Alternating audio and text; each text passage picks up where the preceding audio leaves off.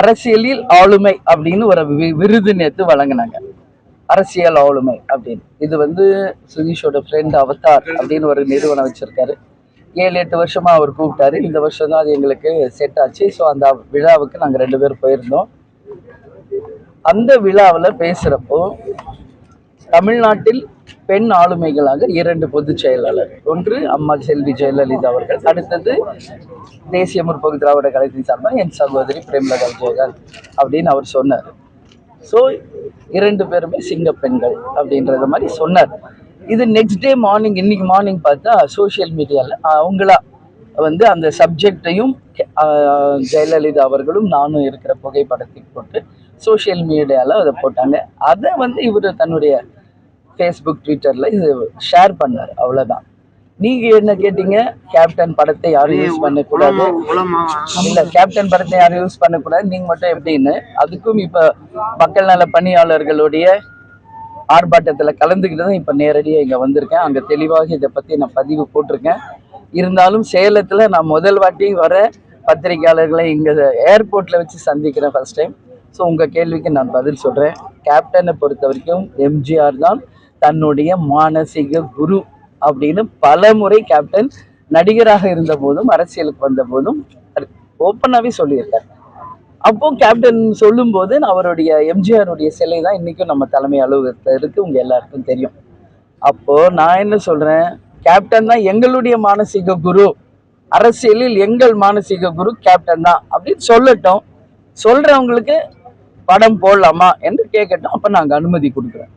வெறும் எதுவும் சொல்ல மாட்டாங்க, வெறும் போஸ்டர்லையும் பேனர்களையும் மட்டும் யூஸ் பண்ணா அதுக்கு நாங்க மறுப்பு சொல்லியிருக்கோம். ஏன்னா கேப்டன் கட்சின்னு ஒண்ணு இருக்கு. இன்னைக்கு நாங்களும் இன்னைக்கு ஒரு அரசியல் கட்சி இல்லையா? அப்ப எங்களுடைய கழக நிர்வாகிகள் தொண்டர்கள் அதை விரும்ப மாட்டாங்க.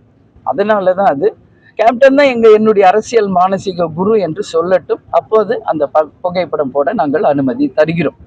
அது நாங்க கட்சி பேனர்லயோ எதுல போடல, ஜஸ்ட் கம்பேர் பண்றதுக்கு ஒரு டிசைனா போட்டிருக்கோம். கம்பேர் பண்றாங்க போஸ்டர்ல, கட்சி போஸ்டர்ல போடல. நாங்க அது சோசியல் மீடியால மற்றவங்க போட்டதை அவர் ஷேர் பண்ணாரு, அவ்வளவுதான். ஆனா மார்னிங் இதுக்கு நான் தெளிவா பதில் சொல்லியிருக்கேங்க. ஒரு கேப்டன், ஒரு கலைஞர், ஒரு எம்ஜிஆர், ஒரு ஜெயலலிதா தான். அது மாதிரி ஒரு பிரேமலதா தான். யாருடைய இடத்தை யாரும் ஃபுல்ஃபில் பண்ண முடியாதுங்க.